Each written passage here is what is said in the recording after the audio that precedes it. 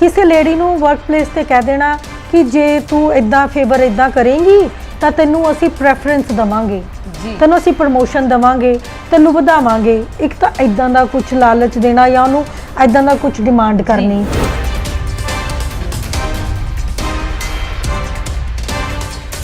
किसी नूं थ्रैट करना कि जे तू साडे नाल इदां नहीं करेंगी तो असीं तैनूं नौकरी तो कढ देवांगे।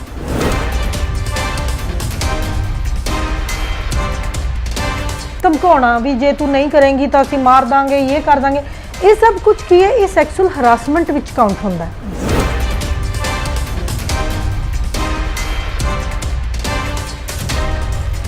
कुछ गलत मैसेज भेज रहे हैं, कुछ गलत वीडियोस भेज रहे हैं, उन्होंने दिखा रहे हैं, उन्होंने जान के फिजिकली टच कर रहे हैं।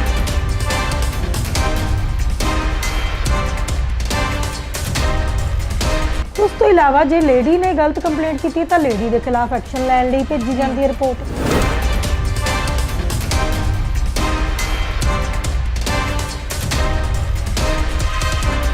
लेडी की मर्जी तो बिना उहदे तो ओवर टाइम नहीं करवाया जाएगा, और लेडी की मर्जी तो बिना उन्हें जल्दी नहीं बुलाया जाएगा।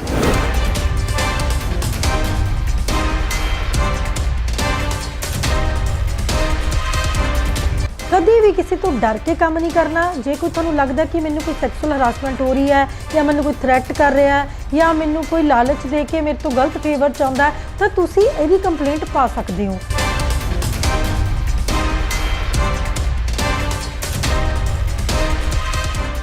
एकम टीवी देख रहे सारे दर्शकों का मैं दमनप्रीत कौर मेरा अधिकार मेरा मान प्रोग्राम में स्वागत करदी हां। दर्शकों, पहले समय दे विच ज़्यादातर सुआणियां घरां दे विच ही रहिंदियां सन। समा बदलिया, समय के नाल बहुत सारिया चीज़ों के तब्दीली आई। औरतों ने घर भी काम करन दी नाल बाहर जाके भी काम करना शुरू कर दिता। पर ज़्यादातर ये होंदा है कि जो औरतां बाहर जाके काम करदियां ने ते कई औरतां दे नाल जिहड़ी छेड़खानी हुंदी है ते उन्हां दा यौन शोषण भी हो जाता है। इस बारे की कानून ने, इन्हां बारे जानने लई असीं उचेचे तौर पर पहुंचे हाँ एडवोकेट गीतांजलि होरां कोल। आओ करदे हां उन्हां दे नाल गलबात। मैडम, एकम टीवी ते बहुत बहुत स्वागत है जी। बहुत बहुत शुक्रिया जी, बड़ी मेहरबानी जी। मैम, सब तो पहले साडे दर्शकों नूं दसो कि काम वाली थां दे उत्ते जदों किसी औरत दे नाल छेड़खानी हुंदी है जां उसदा यौन शोषण हुंदा है, इसलिए किहड़े कानून ने, किहड़े अधिकार ने? जी, sexual harassment of women at workplace prohibition act 2013। क्योंकि किसी जगह ते जदों कोई लेडी काम करन जाती है तो जे उहदे नाल कोई छेड़छाड़ हुंदी है या कोई हरासमेंट हुंदी है तो ये फंडामेंटल राइट जिहड़ा लेडी दा उहदी उलंघन है।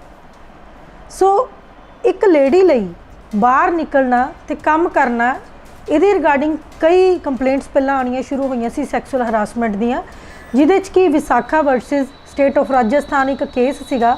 कुछ गाइडलाइनस दित्तियां गईयां सी जिहदे मुताबक एक इंपलॉयर नूं जिथे लेडीज़ इंपलॉय काम करदियां ने उस इंपलॉयर नूं प्रॉपर इन्वायरमेंट देना उस इंपलॉय की ड्यूटी हुंदी है। जिन्हें उन्होंने रखा इंपलॉयर ने उस इंपलॉय नूं प्रॉपर इन्वायरमेंट देना, प्रॉपर उहदी देख रेख करनी, उस तो ओवर टाइम ना करवाया जाना उहदी मर्जी बगैर।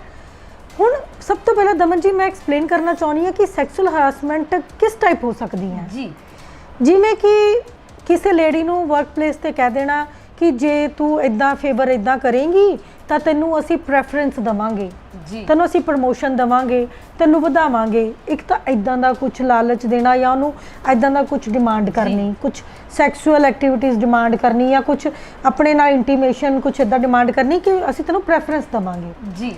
नंबर 2 ते किसी नूं थ्रैट करना जी कि जे तू साडे नाल इदां नहीं करेंगी तो असीं तैनूं नौकरी तो कढ देवांगे जी, तेरा नौकरी बंद हो जाएगी, तेरी कमाई बंद हो जाएगी। किसी नूं थ्रैट करना कि तेरा फ्यूचर खराब कर देंगे जे तू साडी डिमांडां पूरियां नहीं करेंगी जी, है ना, तेरी प्रमोशन नहीं करांगे। किसी नूं इदां दा थ्रैट करना या किसी नूं असीं कह सकते हैं कि धमकाउणा भी जे तू नहीं करेंगी तो असीं मार दांगे, ये कर देंगे। ये सब कुछ की है, ये सैक्सुअल हरासमेंट विच काउंट हुंदा है जी।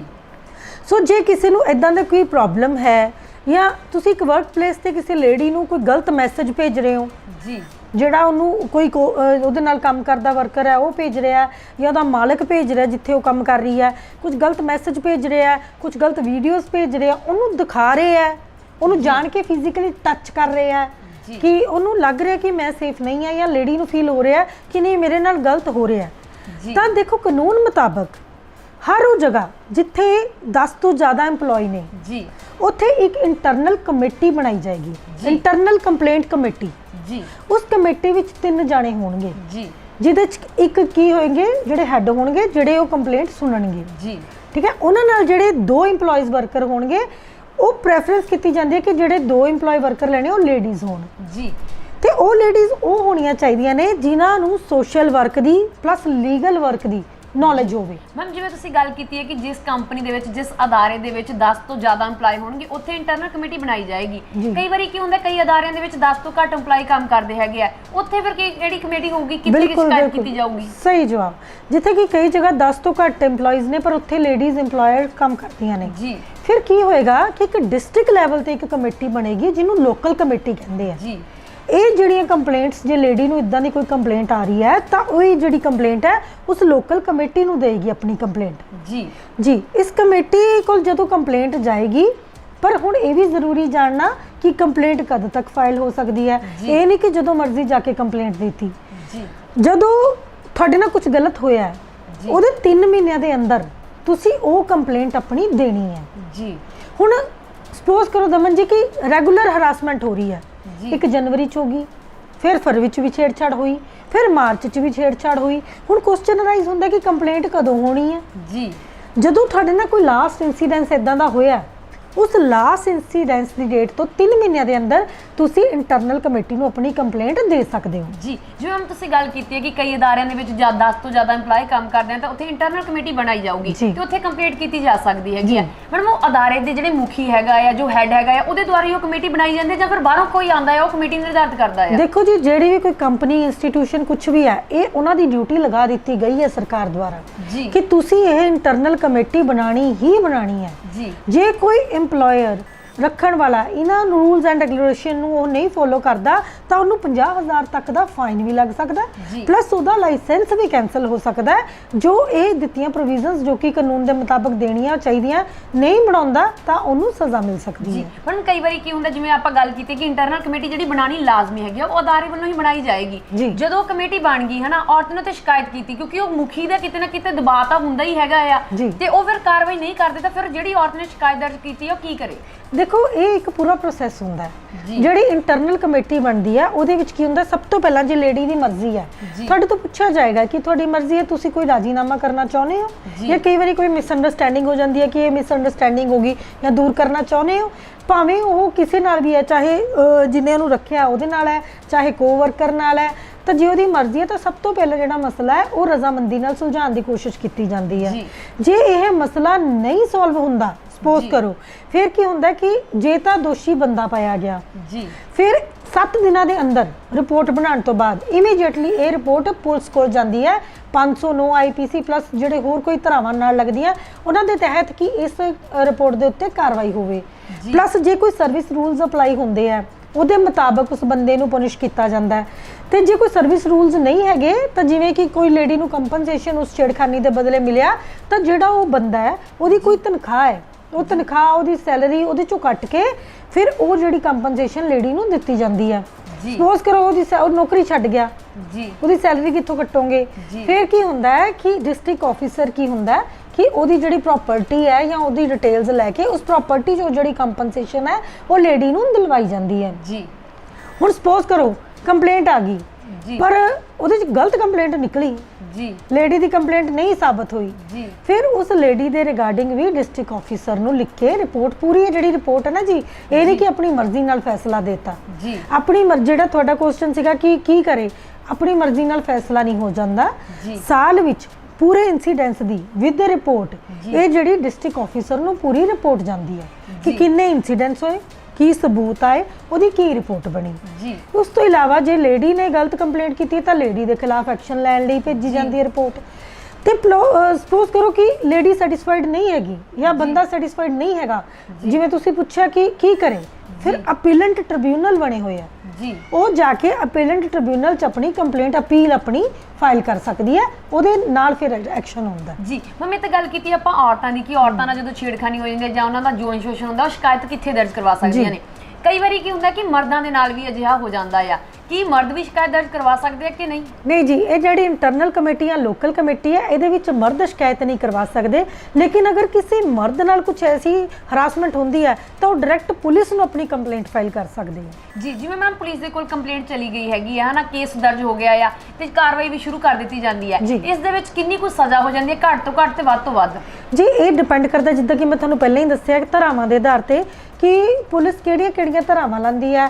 ਜਿਵੇਂ ਕਿ ਹੁਣ 354 ਸੈਕਸ਼ਨ ਮੈਂ ਤੁਹਾਨੂੰ ਪਿਛਲੀ ਵਾਰ ਵੀ ਦੱਸਿਆ ਸੀ, 354 ਦੇ ਤਹਿਤ 3 ਸਾਲ ਦੀ ਸਜ਼ਾ प्लस फाइन भी है जी। उस तो इलावा 509 मोडेस्टी ऑफ वूमन या फिर ज़्यादा ही कोई हरासमेंट हैगी है, जिमें कोई किसी ने अटैम्प्ट टू रेप है तो 10 साल तक की भी सज़ा हो सकती है। सो ये सब आधारित है कि किहड़ियां धरावां लगदियां ने, उस धरावां के आधार पर उस बंदे नूं सज़ा हुंदी है। तो जे नॉर्मल छेड़छाड़ का कोई प्रोसैस हुंदा तो उहदे विच जिहड़ी कंपनसेशन है वो बंदे की तनख्वाह विचों कढ के लेडी नूं कंपनसेशन दिता जांदा जी। जिवें मान लो मैम किसी अदारे दे विच कोई औरत काम करदी हैगी है तो अदारे नूं उहनूं किहड़ियां सहूलतां प्रदान करनियां लाजमी हुंदियां ने? जी बिल्कुल, जिहड़ा एम्पलॉयर है उन्होंने एम्पलॉय नूं एक सुरक्षित एनवायरनमेंट देना बहुत जरूरी है। ये जरूरी है कि उन्होंने ऐसा एनवायरनमेंट ना देवे कि जिथे शराबां चल रही हैं, जिथे ताशां खेलियां जा रही हैं। एक लेडी लिए एक सुरक्षित वातावरण होना उत्थे बहुत जरूरी है। लेडी की मर्जी तो बिना उहदे तो ओवर टाइम नहीं करवाया जाएगा, और लेडी की मर्जी तो बिना उन्होंने जल्दी नहीं बुलाया जाएगा।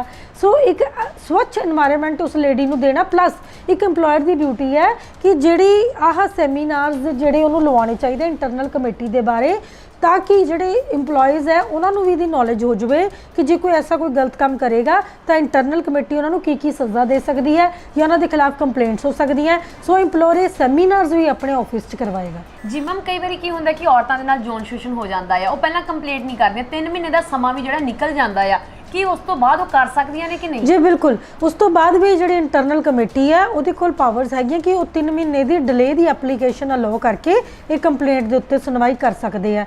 एक हुण दमन जी क्वेश्चन ये है कि कंप्लेंट कर कौन सकता है? जी बिल्कुल जी, देखो सब तो पहला तो जिहड़ी लेडी नाल हरासमेंट हो रही है वो लेडी को राइट है कि वो अपनी कंप्लेंट फाइल करे। जे वो लेडी किसी कारण करके नहीं कर सकती या उसकी डेथ हो गई है या नहीं अगे आने जोगी तो जिहड़े लीगल हेयर्स आ जी वो कंप्लेंट फाइल कर सकते हैं। उस तो इलावा वो कोई फ्रेंड्स है ਉਹਦੇ ਨਾਲ ਜਿਹੜੇ ਵਰਕਰ ਨਾਲ ਕੰਮ ਕਰ ਰਿਹਾ ਉਹ, ਪਲੱਸ ਜਿਨ੍ਹਾਂ ਦੇ ਸਾਹਮਣੇ ਉਹ ਇਨਸੀਡੈਂਸ ਹੋਇਆ ਉਹ ਬੰਦਾ ਉਸ ਲੇਡੀ ਦੀ ਮਰਜ਼ੀ ਨਾਲ ਇਹ ਕੰਪਲੇਂਟ ਜਿਹੜੀ ਫਾਈਲ ਕਰ ਸਕਦਾ ਹੈ। ਪਰ ਅੰਡਰ ਸੈਕਸ਼ਨ 16 ਇਸ ਗੱਲ ਦੀ ਬਿਲਕੁਲ ਮਨਾਹੀ ਹੈ ਕਿ ਜਿਹੜੀ ਲੇਡੀ ਨੇ ਕੋਈ ਐਸੀ ਕੰਪਲੇਂਟ ਕੀਤੀ ਹੈ ਉਸ ਲੇਡੀ ਦਾ ਨਾਮ पता या कंप्लेंट के तत्थ जिहड़े है वो पब्लिश नहीं किए जाएंगे, वो सामने नहीं आएंगे। उस लेडी की आइडेंटिटी जिहड़ी है गुप्त रखी जाएगी।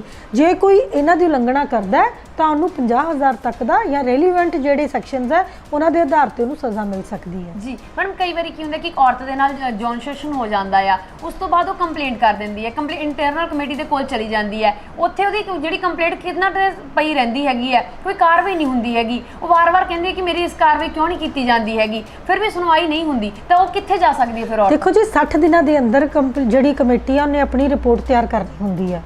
60 दिनों के अंदर जे उहदी कंप्लेंट की कोई कार्रवाई नहीं हो रही तो जिहड़े अपीलेंट ट्रिब्यूनल हैगे आ उन्हां दे अगे जाके या डिस्ट्रिक्ट ऑफिसर दे अगे जाके वो अपनी जिहड़ी कंप्लेंट है वो डायरैक्ट पेश कर सकदी है, अपनी अपील जिहड़ी है उत्थे लगा सकदी है। जी मैडम, किहड़े सबूत होने लाजमी है जदों असीं कोई कंप्लेंट करनी हैगी अपने अदारे दे खिलाफ यौन शोषण नूं लैके? जी बिल्कुल, जिवें कि तुहानूं कोई पोर्नोग्राफी भेज रहा है, कोई गलत फोटोआं भेज रहा है, कोई गलत पिक्चर्स भेज रहा है तो वो तो सबूत है ना जी कि तुहानूं इदां कर रहा है। या अजकल CCTV कैमरे लगे है, जो कोई ऐदां ही तुहानूं कूणी मार रहा, कोई छेड़छाड़ कर रहा तो वो CCTV कैमरिਆਂ की कवरेज आ सकती है। या फिर ਜਿਹੜੇ ਬੰਦੇ उस वक्त उत्थे मौजूद सी जी जिन्हां दे सामने इंसीडेंस होया उन्हां दी गवाहियां दे के ये कार्रवाई की जा सकती है।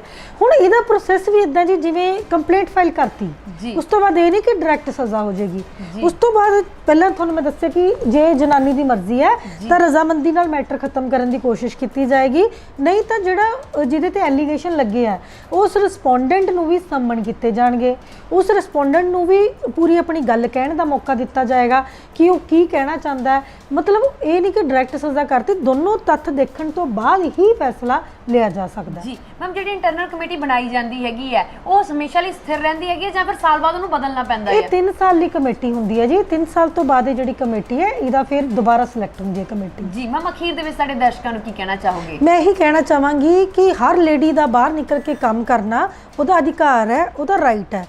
ਕਦੇ ਵੀ ਕਿਸੇ ਤੋਂ ਡਰ ਕੇ ਕੰਮ ਨਹੀਂ ਕਰਨਾ। ਜੇ ਕੋਈ ਤੁਹਾਨੂੰ ਲੱਗਦਾ ਕਿ ਮੈਨੂੰ ਕੋਈ ਸੈਕਸੁਅਲ ਹਰਾਸਮੈਂਟ ਹੋ ਰਹੀ ਹੈ ਜਾਂ ਮੈਨੂੰ ਕੋਈ ਥ੍ਰੈਟ ਕਰ ਰਿਹਾ ਹੈ ਜਾਂ ਮੈਨੂੰ ਕੋਈ ਲਾਲਚ ਦੇ ਕੇ ਮੇਰੇ ਤੋਂ ਗਲਤ ਫੇਵਰ ਚਾਹੁੰਦਾ ਹੈ, ਤਾਂ ਤੁਸੀਂ ਇਹਦੀ ਕੰਪਲੇਂਟ ਪਾ ਸਕਦੇ ਹੋ। ਜੇ ਤਾਂ ਤੁਹਾਡੇ ਆਫਿਸ 'ਚ ਇੰਟਰਨਲ ਕਮੇਟੀ ਬਣੀ ਹੋਈ ਹੈ ਤਾਂ ਤੁਸੀਂ ਇੰਟਰਨਲ ਕਮੇਟੀ 'ਚ ਆਪਣੀ ਕੰਪਲੇਂਟ ਫਾਈਲ ਕਰੋ, ਨਹੀਂ ਤਾਂ ਡਿਸਟ੍ਰਿਕਟ ਆਫਿਸਰ ਨੂੰ ਇਹ ਜਿਹੜੀ ਇੱਕ ਲੋਕਲ ਲੈਵਲ ਤੇ ਕਮੇਟੀ ਹੈ ਉੱਥੇ ਜਾ ਕੇ ਆਪਣੀ ਕੰਪਲੇਂਟ ਕਰੋ। ਉੱਥੇ ਕੰਪਲੇਂਟ ਤੇ ਕਾਰਵਾਈ ਹੋਏਗੀ। ਪਲੱਸ ਤੁਹਾਡੀ ਸੁਵਿਧਾ ਮੁਤਾਬਕ ਜੇ ਲੇਡੀ ਚਾਹੁੰਦੀ ਹੈ ਕਿ ਨਹੀਂ ਕਿ ਮੈਨੂੰ ਖਤਰਾ ਹੈ ਤਾਂ ਉਸ ਲੇਡੀ ਨੂੰ ਜਿਹੜੀਆਂ ਲੀਵਸ ਉਹਨੂੰ ਗਰੰਟਿਡ ਹੈ ਉਸ ਤੋਂ ਇਲਾਵਾ ਐਕਸਟਰਾ ਲੀਵਸ ਵੀ ਦਿੱਤੀਆਂ ਜਾ ਸਕਦੀਆਂ ਕਿ ਨਹੀਂ ਤੁਹਾਨੂੰ ਇਸ ਤੋਂ ਇਲਾਵਾ ਵੀ ਲੀਵਸ ਚਾਹੀਦੀਆਂ ਤਾਂ ਇਹ ਵੀ ਤੁਹਾਨੂੰ ਗ੍ਰਾਂਟ ਹੋਣਗੀਆਂ। ਜੇ ਤੁਸੀਂ ਚਾਹੁੰਦੇ ਹੋ ਕਿ ਦੂਜਾ ਬੰਦਾ ਜਿਹੜਾ ਤੁਹਾਨੂੰ ਥ੍ਰੈਟ ਕਰ ਰਿਹਾ ਜਾਂ ਜਿਹਦੇ ਤੋਂ ਤੁਹਾਨੂੰ ਖਤਰਾ ਹੈ ਉਹਦੀ ਟ੍ਰਾਂਸਫਰ ਵੀ ਕੀਤੀ ਜਾ ਸਕਦੀ ਹੈ। ਜੇ ਤੁਸੀਂ ਆਪਣੀ ਟ੍ਰਾਂਸਫਰ ਕਰਾਉਣਾ ਚਾਹੁੰਦੇ ਹੋ ਤਾਂ ਤੁਹਾਡੀ ਵੀ ਟ੍ਰਾਂਸਫਰ ਕੀਤੀ ਜਾ ਸਕਦੀ ਹੈ। ਤੁਹਾਨੂੰ ਇੱਕ ਸੁਰੱਖਿਅਤ ਮਾਹੌਲ ਦਿੱਤਾ ਜਾਏਗਾ ਤਾਂ ਕਿ ਤੁਹਾਡੇ ਨਾਲ ਤੁਹਾਡੇ ਸਬੂਤਾਂ ਨਾਲ ਕੋਈ ਛੇੜਛਾੜ ਨਾ ਹੋਵੇ। ਸੋ ਜੇ ਕੋਈ ਤੁਹਾਡੇ ਨਾਲ ਇਦਾਂ ਦਾ ਕੁਝ ਗਲਤ ਹੋ ਰਿਹਾ ਹੈ ਤਾਂ ਤੁਸੀਂ ਇਹ ਡਾਇਰੈਕਟ ਆਪਣੀ ਪੁਲਿਸ ਨੂੰ ਵੀ ਕੰਪਲੇਂਟ ਫਾਈਲ ਕਰ ਸਕਦੇ ਹੋ, ਇੰਟਰਨਲ ਕਮੇਟੀਜ਼ ਨੂੰ ਵੀ ਕਰ ਸਕਦੇ ਹੋ, ਪਰ ਡਰ ਕੇ ਕੰਮ ਨਹੀਂ ਕਰਨਾ, ਪੂਰੀ ਸ਼ਾਨ ਨਾਲ ਕੰਮ ਕਰਨਾ ਹੈ। ਜੀ ਮੈਮ, ਤੁਸੀਂ ਬੜਮੁੱਲੀ ਜਾਣਕਾਰੀ ਸਾਡੇ ਨਾਲ ਸਾਂਝੀ ਕੀਤੀ, ਤੁਹਾਡਾ ਬਹੁਤ-ਬਹੁਤ ਧੰਨਵਾਦ। ਬਹੁਤ-ਬਹੁਤ ਸ਼ੁਕਰੀਆ ਦਮਨ ਜੀ ਦਰਸ਼ਕੋ, ਵਾਕਈ ਐਡਵੋਕੇਟ ਗੀਤਾਂਜਲੀ ਹੋਰਾਂ ਨੇ ਸਾਨੂੰ ਵਿਸਥਾਰਪੂਰਵਕ ਜਾਣਕਾਰੀ ਦਿੱਤੀ ਹੈ ਕਿ ਜੇਕਰ ਕੰਮ ਵਾਲੀ ਥਾਂ ਦੇ ਉੱਤੇ ਕਿਸੇ ਔਰਤ ਦੇ ਨਾਲ ਛੇੜਖਾਨੀ ਹੁੰਦੀ ਹੈ ਜਾਂ ਉਸਦਾ ਯੌਨ ਸ਼ੋਸ਼ਣ ਹੁੰਦਾ ਹੈ ਤਾਂ ਉਹ ਕਿਵੇਂ ਸ਼ਿਕਾਇਤ ਦਰਜ ਕਰਵਾ ਸਕਦੀ ਹੈ ਤੇ ਕਿਹੜੇ-ਕਿਹੜੇ ਕਾਨੂੰਨਾਂ ਦੇ ਤਹਿਤ ਉਸ ਉੱਤੇ ਕਾਰਵਾਈ ਕੀਤੀ ਜਾ ਸਕਦੀ ਹੈ ਜਿਹੜਾ ਵਿਅਕਤੀ ਉਹਨਾਂ ਦੇ ਨਾਲ ਛੇੜਖਾਨੀ ਕਰ ਰਿਹਾ ਜਾਂ ਉਹਨਾਂ ਦਾ ਯੌਨ ਸ਼ੋਸ਼ਣ ਕਰ ਰਿਹਾ ਹੈ। ਉਮੀਦ ਕਰਦੇ ਕਿ ਇਸ ਪ੍ਰੋਗਰਾਮ ਤੋਂ ਤੁਹਾਨੂੰ ਬਹੁਤ ਸਾਰੀ ਜਾਣਕਾਰੀ ਮਿਲੀ ਹੋਵੇਗੀ। ਹੁਣ ਮੈਨੂੰ ਦਮਨਪ੍ਰੀਤ ਨੂੰ ਦਿਓ ਆ ਗਿਆ। ਧੰਨਵਾਦ।